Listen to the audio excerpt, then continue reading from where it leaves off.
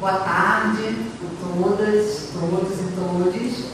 É uma alegria muito grande estar aqui hoje no Intercom 2022, presencialmente.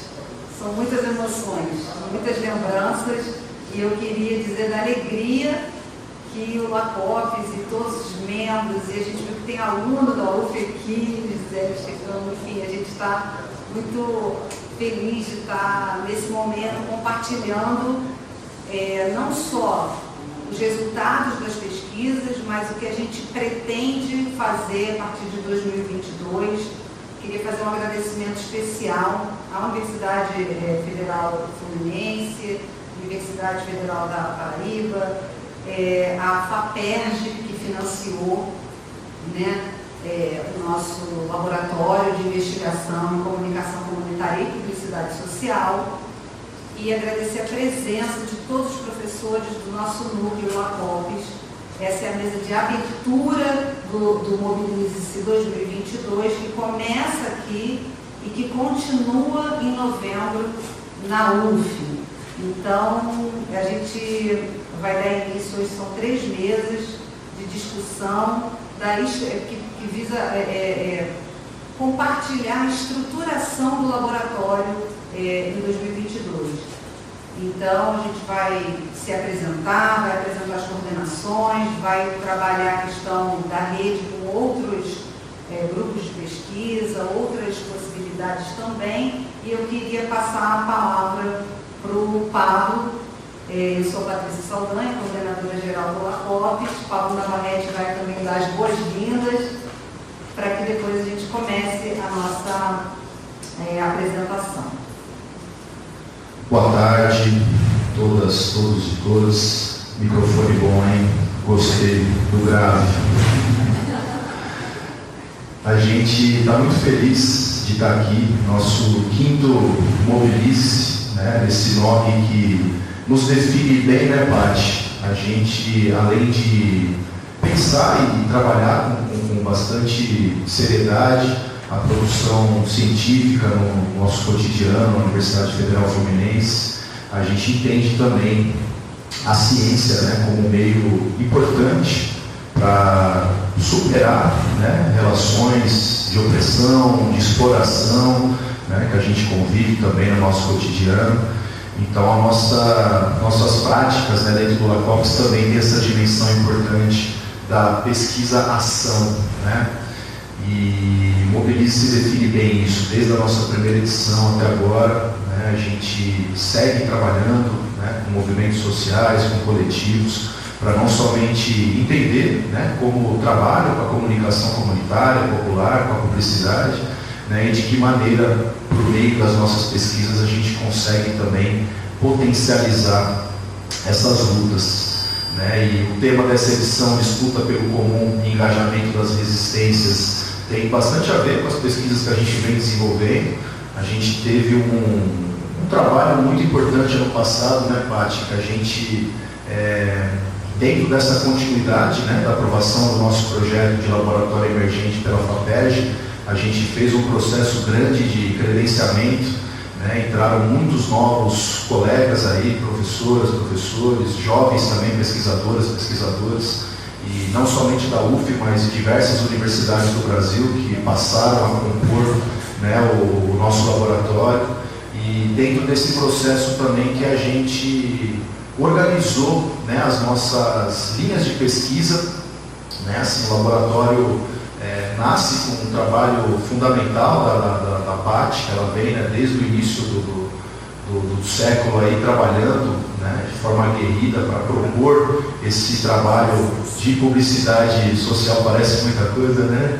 E faz 20 anos aí já, né, Paty, discutindo e colocando aí a pauta da publicidade social dentro da academia, o que segue sendo uma luta, né, porque não é fácil de se compreender algo tão, né, apropriado pelo mercado, pelo capital, a gente buscar, né, defender e trabalhar as ferramentas da publicidade também como metodologia de transformação social. E dentro desse processo de credenciamento eu proponho também a linha de pesquisa relacionada mais às pesquisas que eu venho desenvolvendo, né? Então eu e a Paty, nós somos uma dupla aí de 1001 tarefas, né? Poderia ser quase que uma dupla sertaneja, eu não gosto muito não, mas uma MPB Pati e Pava ia ser uma dupla de sucesso, eu acho. Vamos terminar, inclusive, o Mobilize-se na Universidade Federal Fluminense, quem puder participar, sempre finalizamos com sarau, né? Toca o violão, canta, Pati, dança lindamente, salsa e muitas coisas mais. Né? A gente tem também a parte artística do laboratório. E aí essa primeira mesa é um pouco para contar um pouco sobre isso, né? Pati falando um pouquinho aí da linha, né, de pesquisa que funda, né, o laboratório. E depois eu vou falar um pouco da linha que eu propus ano passado, né, que dentro desse processo de credenciamento as pessoas já puderam ingressar no laboratório, escolhendo uma linha ou outra, né, embora em grande medida a gente trabalhe junto, né, assim, temos a maior parte dos projetos a gente atua em conjunto, mas temos algumas especificidades que a gente vai contar um pouco para vocês agora aqui nessa abertura.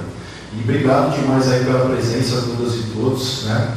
A gente não tinha ideia de público, assim, né, pelo tema na abertura do evento, pensávamos que até talvez teria a possibilidade de ter um clima de reunião, né, do laboratório, mas veio bastante gente aqui prestigiar. Nem parece que é tanta gente, que o auditório é enorme, mas a gente considera aqui para essa abertura que tem muita gente bacana aqui para acompanhar com a gente. Valeu pela presença.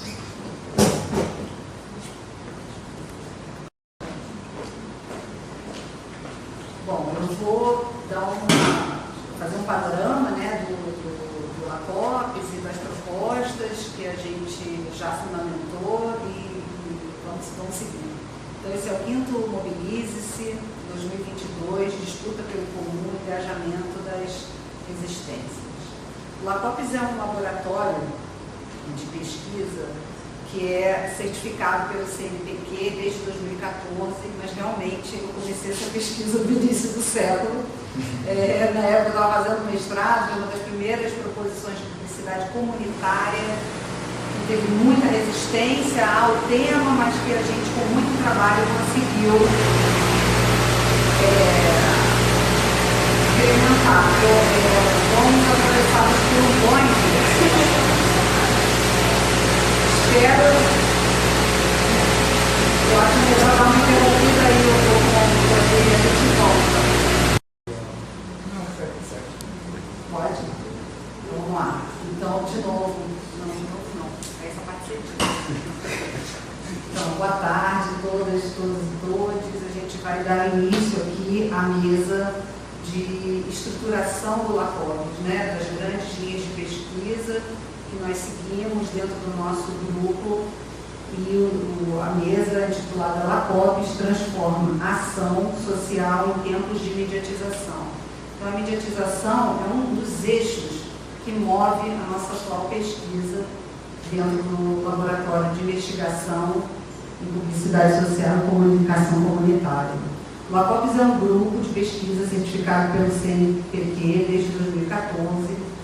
Eu, de fato, comecei essa pesquisa no início do século, como disse o Pablo, com a proposição da publicidade comunitária, uma nova possibilidade de fazer publicidade. Fomos recentemente contemplados pelo edital da FAPERJ, de grupo de pesquisa emergente, e a gente congrega ensino, extensão e pesquisa mais ou menos nessa ordem. A gente sai um pouco daquela ordem tradicional do tripé e a gente, de fato, se preocupa e se ocupa do ensino, desse ensino do diálogo com a sociedade civil e produz ciência a partir dessa experiência. Então, o grupo é composto por alunos de graduação, de pós-graduação, por egressos, porque os alunos se formam, saem da UF, não saem do LACOPES, saem do PPGMC e não saem do LACOPES, por professores e por membros externos, que recentemente, nesse edital que o Pablo lançou, a gente recebeu muitas contribuições e muitas aquisições importantes. Atualmente, os professores lindíssimos na foto, eu, Patrícia Saldanha, coordenadora geral do LACOPES, o Pablo Bastos, que é o professor responsável pela coordenação pedagógica, pela estrutura pedagógica do laboratório, e nós temos 4 coordenações, além dessas duas centrais, que eu vou passar um pouquinho logo adiante, com a professora Tatiane Mendes, professor Rômulo Corrêa, professora Andréa Rett, professora Suelen Aguiar. Então, nós temos um número muito expressivo de alunos, de professores, de egressos na nossa composição.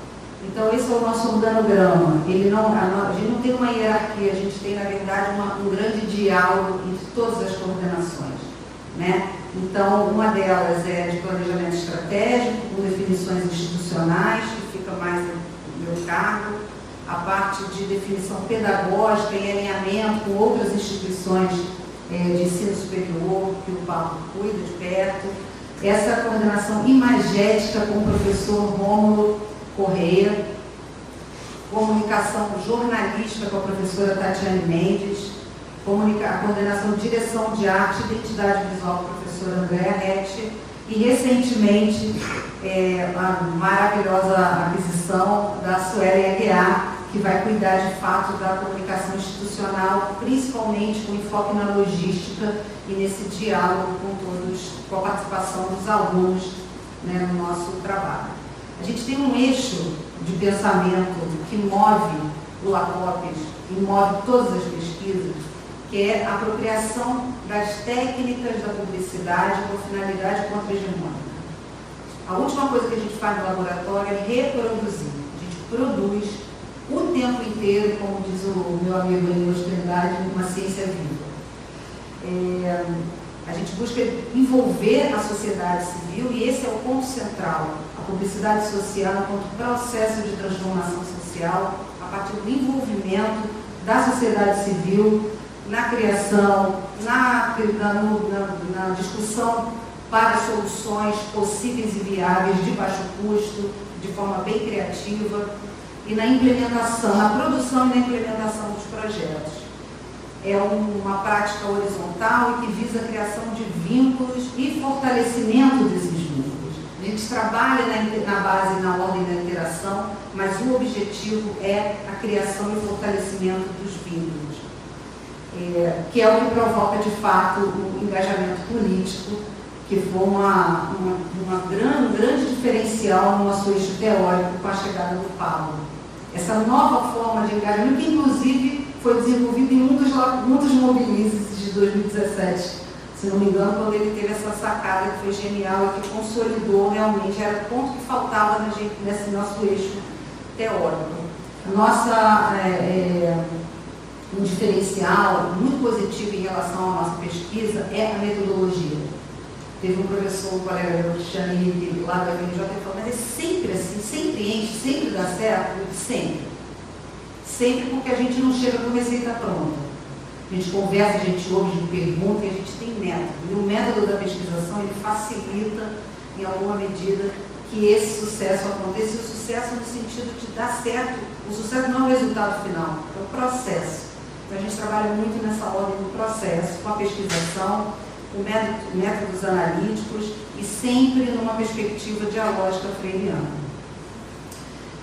Então a gente lançou 2 linhas de pesquisa centrais que não impede que diversas pesquisas sejam desenvolvidas. Uma é a publicidade social, onde a gente procura mapear áreas pouco exploradas nessa vertente contra-hegemônica da comunicação publicitária, com produções alternativas não do conteúdo, mas da própria técnica para o desenvolvimento do conteúdo, como o professor Romão vai trazer mais à frente no projeto de Itaboraí, por exemplo.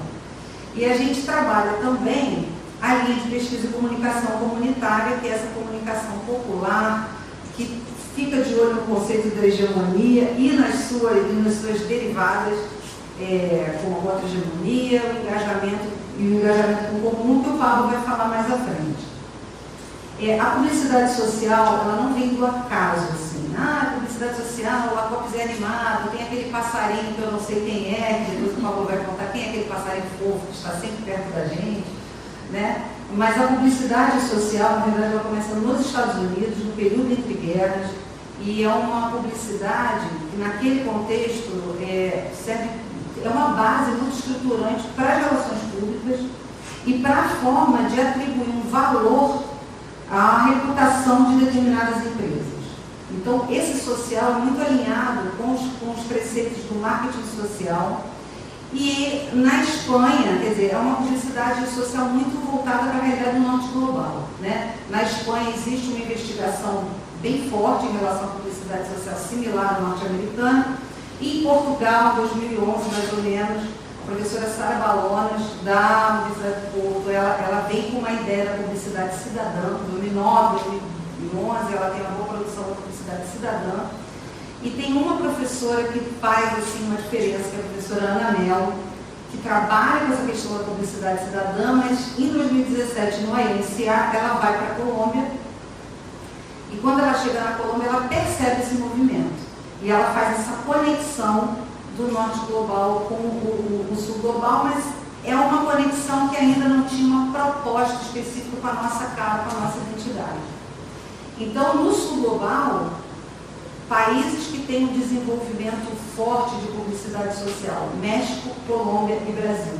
E no Brasil, a gente tem essa linha norte-americana atuando também, principalmente em São Paulo, e no Rio de Janeiro, a gente entra com uma pegada forte de modificação, de transformação social através de ações publicitárias no Locotas. Então, durante 6 anos, a gente fez esse mapa. É um mapa epistemológico que trabalha desde a publicidade que é feita na comunidade, pela comunidade, para a comunidade, como uma forma de expandir esse conhecimento local, de produção local, através das redes para outros lugares, com uma linguagem positiva.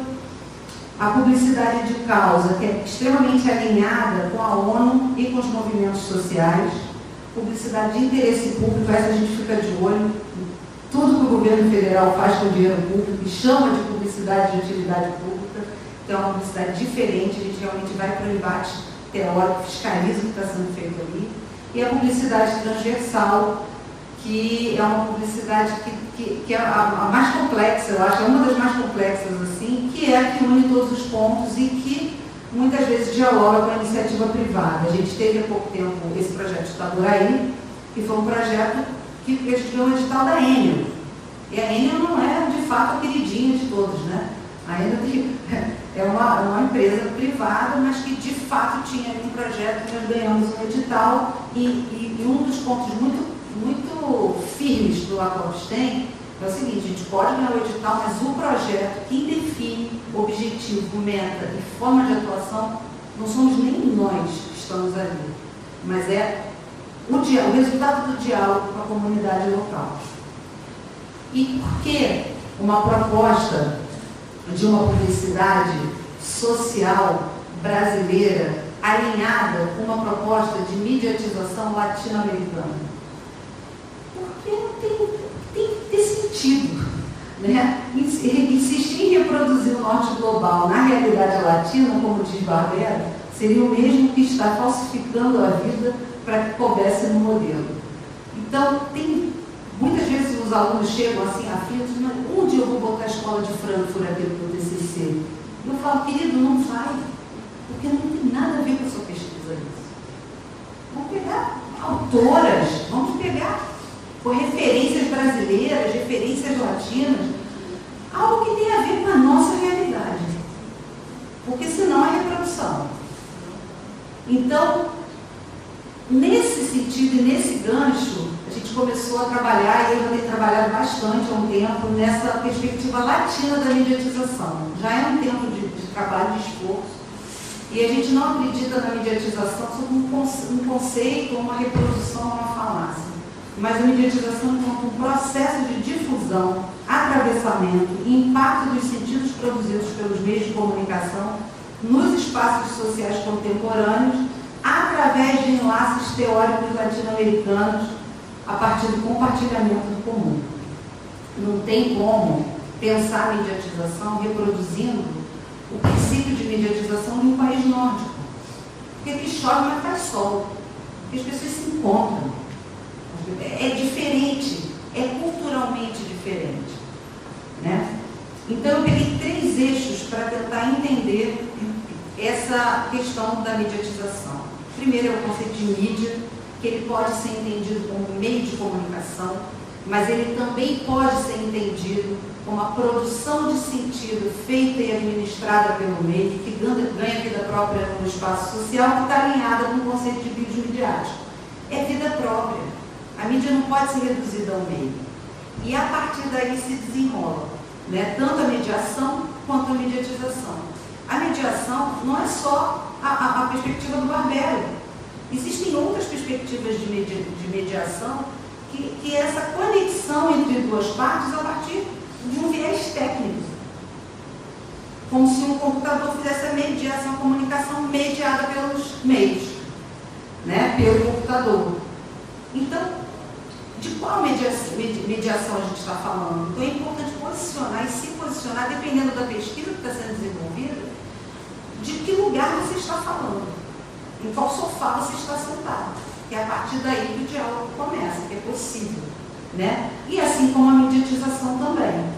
Então a mediatização é um tema imenso, que tem diversas linhas, e eu escolhi assim 2 contrapontos, que eu já venho trabalhando há um tempo nesses 2 contrapontos, e são contrapontos que se alinham totalmente com a pesquisa do Lacopes. Como eu disse lá no início, nós trabalhamos com a interação social, mas o nosso forte é o vínculo, é a criação e manutenção de vínculos, é aquilo que faz sentido. Uma vez eu estava assistindo a aula do professor Amado, assim, Luiz Sodré, e ele estava tentando explicar a diferença entre relação, vinculação e interação.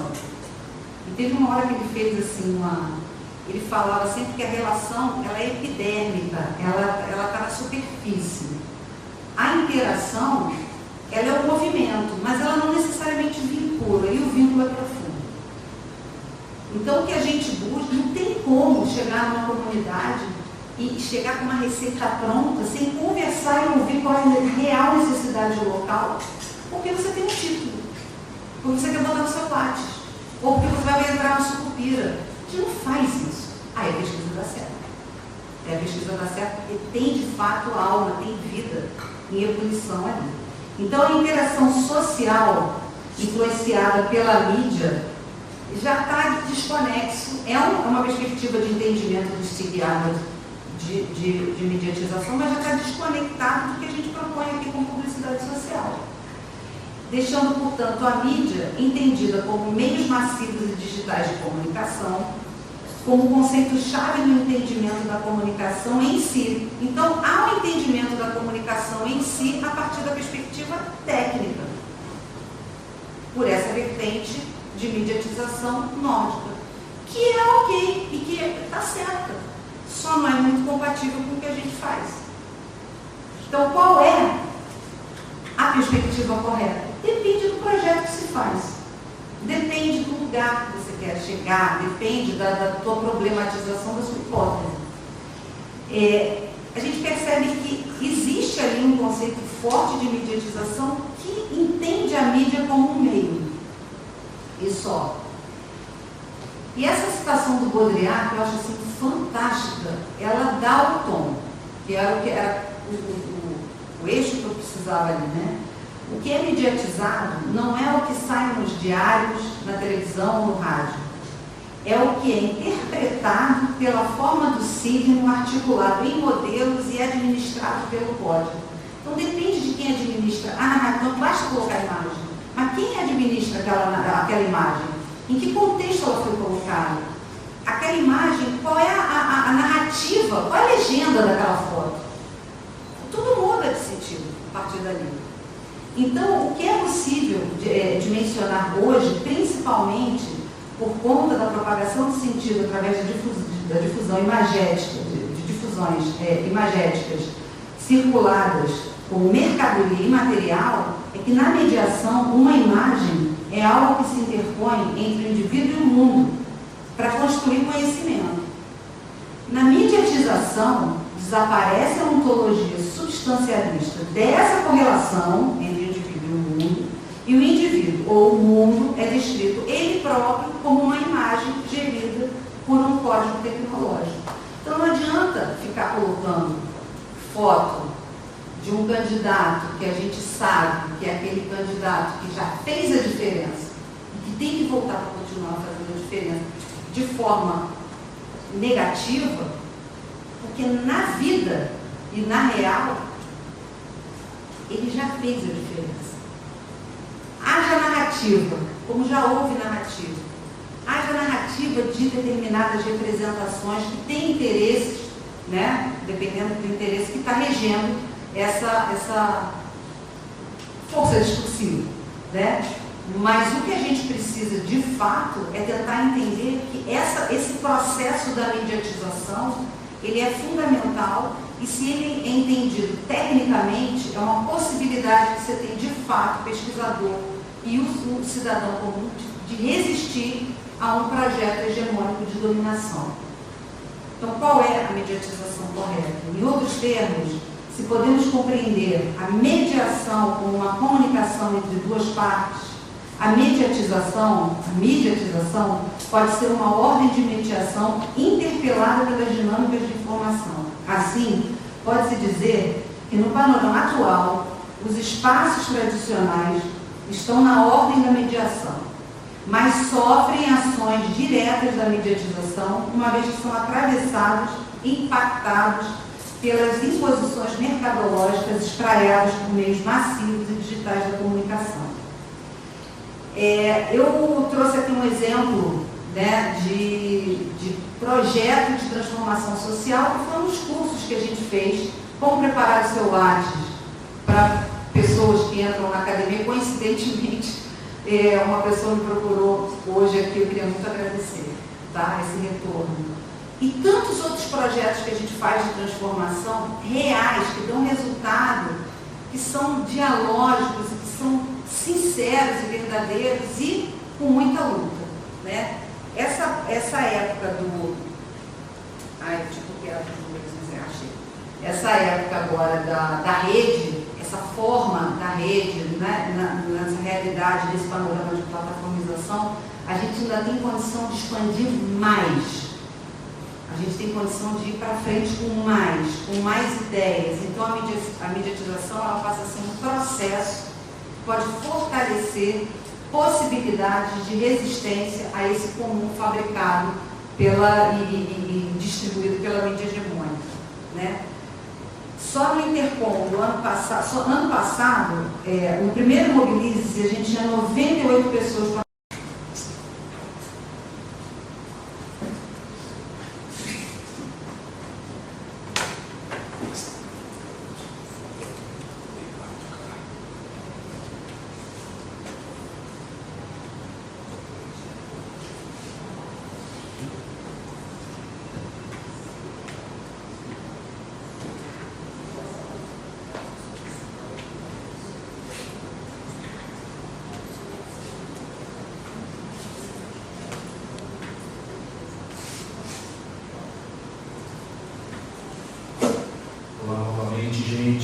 Pode.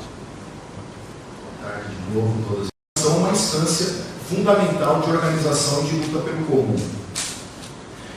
Então, o que temos, né, como fator motivador, aí, tanto político como científico, são essas ilhas de contra-hegemonia, né? E o Boaventura de Souza Santos, esse sociólogo português, ele traz aqui, ele tem uma passagem que me ajuda, acho que bastante, a defender aqui os nossos argumentos, que ele vai dizer que o potencial antissistêmico ou contra-hegemônico de qualquer movimento social reside na sua capacidade de articulação com outros movimentos, com suas formas de organização e os seus objetivos. Ou seja, para encontrar esse caminho do comum, para potencializar essa força contra-hegemônica dos movimentos, esses núcleos, digamos, de luta precisam ser inteligíveis entre si, né? Eles precisam construir inteligibilidade recíproca, né? Então a gente não vai encontrar o caminho do comum, a gente não vai conseguir construir uma unidade de luta se eu não tenho como me inserir, se eu não encontro formas de me inserir dentro desse território semântico e político no qual o seu movimento atua, né? Então, assim, se a gente considerar todo o discurso com potencial crítico como contra-hegemônico, a gente teria um grande arquipélago do bloco de poder, em que pequenas ilhas de contra-hegemonia não ameaçam a ordem, porque não se comunicam umas com as outras, né? Então, essas ilhas de contra-hegemonia, supostamente, né, porque acaba não sendo contra-hegemônico de fato, se mostram incapacitadas de superar o bloco de poder porque divididas e cercadas por um oceano que desconhecem, sem conseguir se comunicar umas com as outras, porque não se identificam, não tem uma mesma linguagem, né? Até dialogando aí com o Guy Debord, não alcançam o que Guy Debord chama de linguagem da contradição, né? Que é essa linguagem realmente relacionada a uma perspectiva crítica, a teoria crítica, né? Por isso que proponho aí a perspectiva de luta, esse conceito de hegemonia popular. E aí os principais autores para pensar em hegemonia popular, Lenin e Gramsci, né? Assim, Lenin ele é praticamente excluído, né, desse debate, principalmente nas ciências da comunicação, e não tenho dúvida que por uma razão política, por uma razão ideológica, né? Todo o debate que Gramsci faz sobre hegemonia é a partir de Lenin, né? É ele que formula o conceito que Gramsci depois vai desenvolver, né? Gramsci propõe o conceito de hegemonia dentro do período da chamada Primeira Revolução Russa, em 1905, e como uma ideia de construção de poder, de aliança de classes para derrotar o czarismo, né? Inclusive algo muito parecido com o que estamos vivendo agora, né? Então, Lenin diz, é possível naquele momento se associar à social, né, aos liberais, ali melhor dizendo, né, naquele momento, se o objetivo principal for derrotar o czar, né, naquela época. E guardadas as devidas proporções, creio que tem muito a ver com o que vivemos hoje. Contra-hegemonia já é um conceito proposto por Raymond Williams, né? Ele propõe pela primeira vez no livro chamado Marxismo e Literatura, de 1971. Né?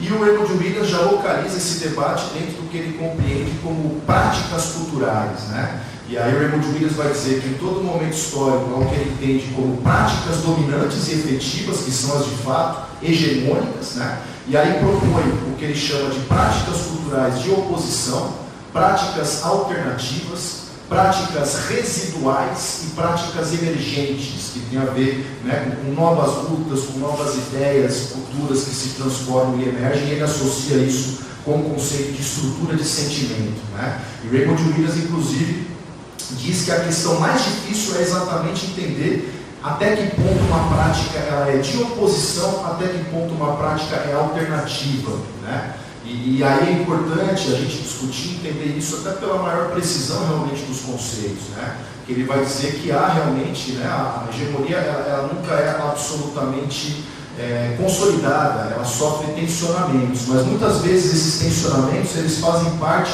da própria lógica dominante, né? Ou seja, é o tipo de movimento ali para deixar algo em se incluir, fazer parte, mas desde que aquilo se situe e faça parte da lógica dominante. E por fim, o comum como princípio político e núcleo epistêmico comunicacional. Né? E aí eu estou propondo isso principalmente a partir de Dardot e Laval, né, autores franceses, uma perspectiva da sociologia pragmática francesa, e o Maurice Sodré. Primeiro, a partir da hegemonia popular. Então, a hegemonia, como eu estava argumentando, é um conceito que abarca a totalidade.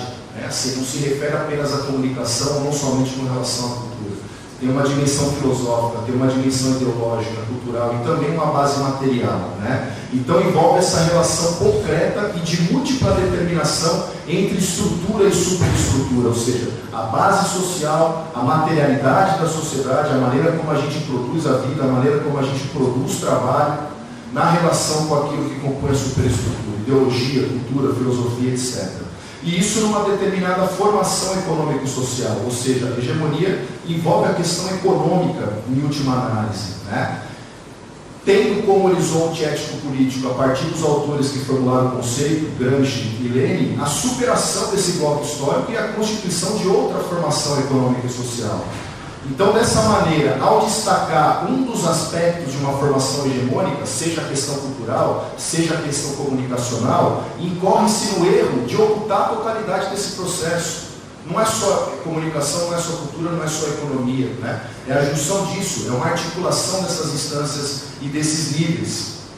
Ou seja, se oculta a dimensão filosófica, econômica e política desse conceito, desse processo material e também simbólico. Então seria como analisar a imagem de um quebra-cabeça a partir de uma peça. Né? E aí você reduz ou nega a complexidade dialética da integração e múltipla determinação entre as partes constitutivas e também a sua totalidade.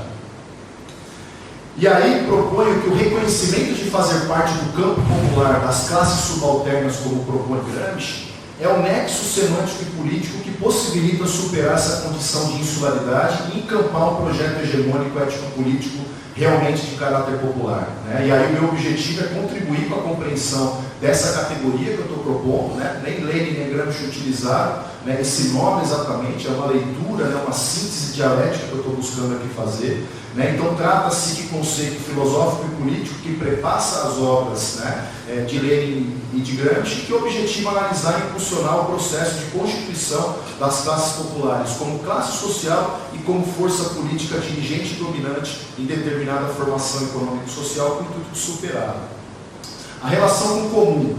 E aí, tanto os conceitos de hegemonia como contra-hegemonia, ou que estou propondo de hegemonia popular, se relacionam inexplicavelmente com o comum. E por quê? São processos tanto de poder como de contrapoder que necessitam continuamente vincular os sujeitos, engajá-los em determinada noção do comum. Né? Há um comum do capital, há um comum, inclusive, ali sequestrado por essa lógica da mediatização e da plataformização, né? O comum das affordances, dos mecanismos de interação mediados pelas big techs, né? E então ambos, né? E aí o conceito de contra-hegemonia e hegemonia popular podem se equivaler se a ideia de contra-hegemonia englobar a totalidade.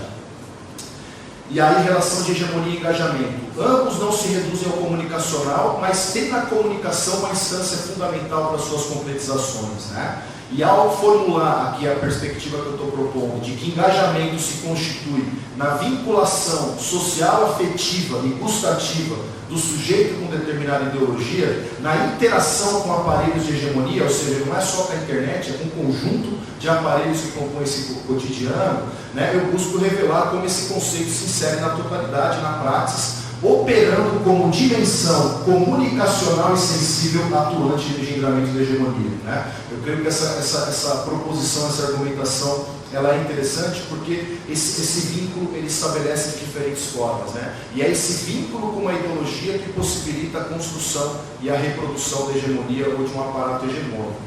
Então a noção de engajamento com o comum, ela pavimenta e sinaliza o caminho epistemológico e político que pode viabilizar a comunicação entre diferentes formas de luta com o potencial contra-hegemônico, na luta contra a hegemonia do capital, ou o que Harvey e Dardot e Laval vão entender como o comum capitalista. Recentemente aqui numa produção, eu propus 4 níveis de luta pelo comum, né? Que é o comum natural, o comum do conhecimento, o comum cultural e o comum político.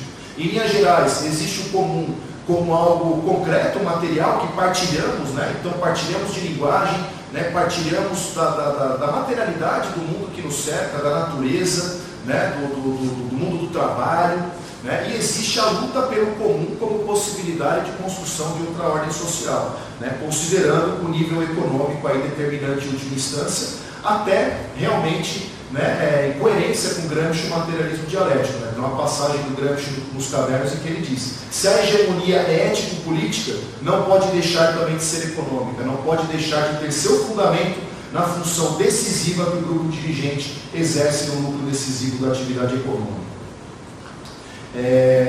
Para fechar aqui, gente, aqui já é uma deixa para a apresentação que eu vou fazer na quinta lá no grupo, discutindo hegemonia e contexto de mediatização e plataformização. Né? Estamos discutindo aqui que nesse estágio de formação econômico-social, que alguns autores que chamam de imperialismo de plataforma, Jorge Dinka, uma autora que eu gosto de trabalhar, vai chamar de capitalismo comunicativo, o espaço das plataformas digitais se constitui como um estratégico aparelho de hegemonia, em que estrutura e superestrutura se fundem de forma muito profunda, né? Fortalecendo ainda mais a hegemonia do capital. Isso tem uma relação com que o Gramsci, quando ele está analisando o Fordismo nos Estados Unidos, o Gramsci vai dizer que nos Estados Unidos a hegemonia nasce na fábrica. Isso é muito interessante. Por que que ele vai dizer isso? Porque naquele momento nos Estados Unidos há uma forma, né, uma transformação muito grande ali de uma lógica, né, de produção para o Fordismo, ainda sem haver um grande desenvolvimento das instituições da sociedade civil, que constroem também essa mediação como aparelhos de hegemonia. Por isso ele vai dizer que a hegemonia nasce na fábrica.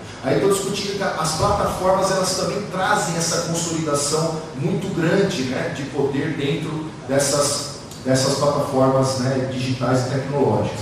Diferentemente do contexto do Gramsci, mas com a semelhança de se concentrar em um ampliado aparelho hegemônico, a organização e expressão de todos os demais, dos diferentes domínios da atividade humana que se sujeitam à sua lógica de operacionalização, à mediação algorítmica. O que caracteriza, né, os aparelhos de hegemonia, seja qual for, é sua materialidade própria, seja um jornal, um sindicato, um partido, sejam as big techs. Quando um movimento social, um partido político de esquerda, um sindicato, atua nas plataformas, né, digitais, eles têm, né, que se submeter à sua lógica de funcionamento. Né? Mais do que isso, a gente está num espaço privado que não nos pertence, né? Como se a gente estivesse ali de aluguel. Né? Então isso cria uma ilusão, né, de participação, de democracia que é enorme. É claro que não dá para negar a importância de também estar ali presente, mas entendo que cada vez mais as condições, né, de transformação a gente vai construir de fora para dentro, né? Não de dentro da plataforma para fora. Aqui estão algumas referências aqui desse debate. Obrigado aí pela atenção de vocês e todas e todos que estão presentes aqui com a gente.